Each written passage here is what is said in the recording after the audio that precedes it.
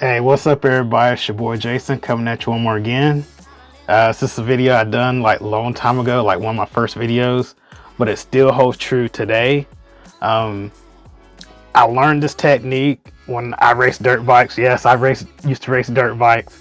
I would watch mechanics, but by following this technique in the video, to this day, I've never had a mechanical. My cars don't break. Like they have part failure, like an arm brake, shock tower brake, something like that, but I don't break by having a screw come loose or a part come out or anything like that. And it's because I follow these steps here. Let's get in the video.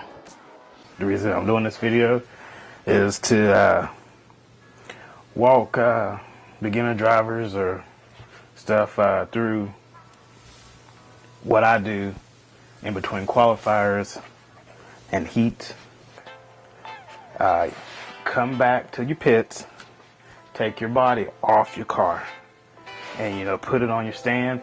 If you got a fan nearby, kind of put the car in the breeze and get your butt out there to go marshal. Pay the respects for the next people. There's a lot of people who think they're too good for marshaling. Nobody's too good for marshaling. If you like me, I stumble and fall on cars and slip and slide and do the MC Hammer out there. But anyway, after you get done marshaling, come to your pits. First thing, clean your tires up. Get all that sauce or dope or whatever y'all call it these days. Get your tires clean. Let those dry. Your battery should be a little cool down after marshaling everything. Some of the pros and some of y'all guys keep your battery in the car. Whatever. Just make sure you charge your battery. So your tires are clean. Put your battery on charge. Make sure your battery's on charge. Next step, I take a 2 mil, and wherever there's a 2 mil screw, I tighten. I make sure it's tightened. And I do that all over the car. These areas here, like I said, wherever the 2 mil, like I said, I just tighten. There's too many chatty catties, chatty patties out there at the track, and they want to socialize when they should be wrenching on their car, making sure their car is right. Another tip I was wanting to say is power tools. Yeah, I use these, but I use them to get the screw down to a certain point, and I try not to drive screws in with a power tool. I get it down to a certain point, and I hand tighten everything. So, say go there, go up under. Especially you want to hand tighten ball studs. Make sure all your ball studs are tight.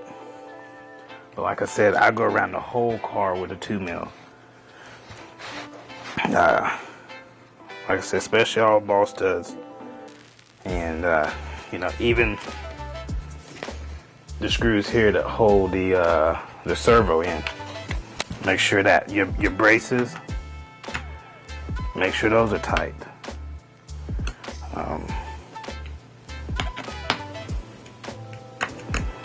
But yeah, so, motor screws, make sure those are tight. Your shot screws at the bottom here, make sure they're tight in. And this goes for all cars. Your screws in the back, make sure they're tight. All right. And once I check all ball studs, all screws that take a 2 mil, like the arm, the ball stud that go in there. Once I take Check all screws with the 2mm. I set the 2mm aside. Use a pinion wrench. And these little set screws here, like that goes in the arms, make sure they're tight. You know, make sure it's tight, but you're not like stripping stuff out, you know. Yeah. Go to, you know, the arms here. Especially down there, everywhere at the arms where they have a little hinge pin set screw kind of ordeal. Tighten every screw in between the 2mm. I still use my 4-way.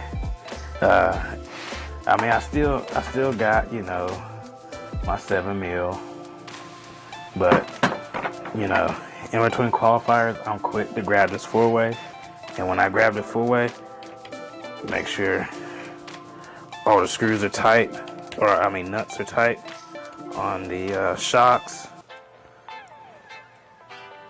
I'm gonna take the wing off.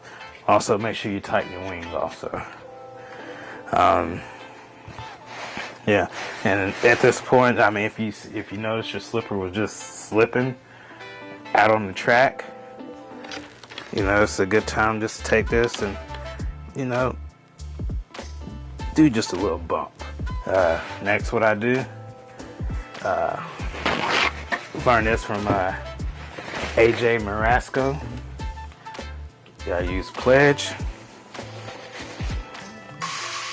Spread on paper towel, and I wipe all my parts and stuff down, like the bumper, the arms, stuff like that. You know, making sure my car is clean, looking clean before it goes back out.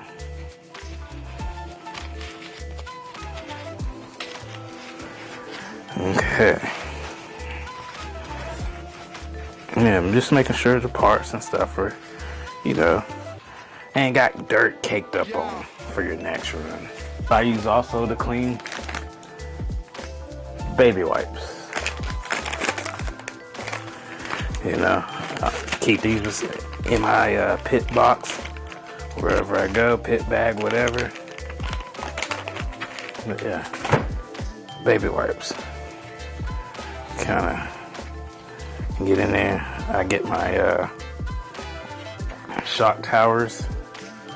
Wipe my shock towers down. One more step that I do also is I take a toothbrush. Get this at Walmart, $1 for the dirt that's hard to reach, like up under here, up under the shocks, stuff like that. I take a toothbrush and I lift up, wipe my shock bodies. I'll wipe my shock bodies. Also, I'll pick up on the spring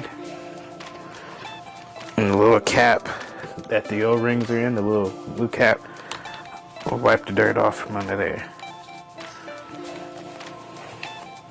Doing this while everybody's being chatty catty. Yeah. And I do that for all 4 shocks. If you run outdoors, this is crucial. You know what I just showed you? That's crucial. Like I said, toothbrush works wonders. To my specs of what I like, clean, or what people fall prey to. They say, Jason's axle nuts or whatever. Is never use a tool, or not tool, an electric drill or some kind of electric torque wrench to tighten up your axle nuts. Always, always, always, always, always, always hand tighten your axle nuts, or any nut for that matter. Quit being lazy. Nuts or screws, in my opinion, I don't think a electric driver or electric impact or whatever can touch you hand tighten.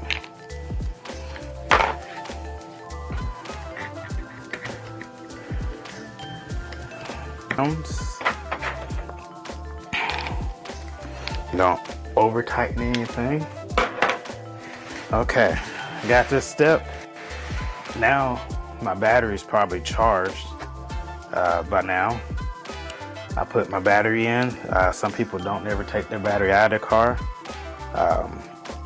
Once my battery's charged, I go ahead and take the time and look what's positive and negative on my battery terminals. I plugged the battery up backwards so many times that it took a few to learn, but I finally learned. So I go ahead and set my battery in, or if it's there, go ahead and get it adjusted, and I go ahead and plug my battery up. I take that time, plug my battery up, instead of rushing and boom, you done blew up something. You done missed your qualifier. Everybody else done took off. You tighten it up. Oh, another step is this is one of my pet peeves, is I'll clean my body after every qualifier. So when I go out, there's no, dirt on my decals or body. I even little grooves here in the J Concept body. I get the dirt out of that. But yeah, this is for every qualifier. And man, so tires are clean. Go ahead and mount the body here.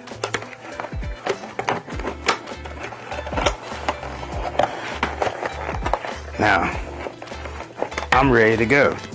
Except one step. Qualifier is about to be up in about, I'll say, 10 minutes. Now I'm ready for tire sauce. And a pro taught me this, a local pro.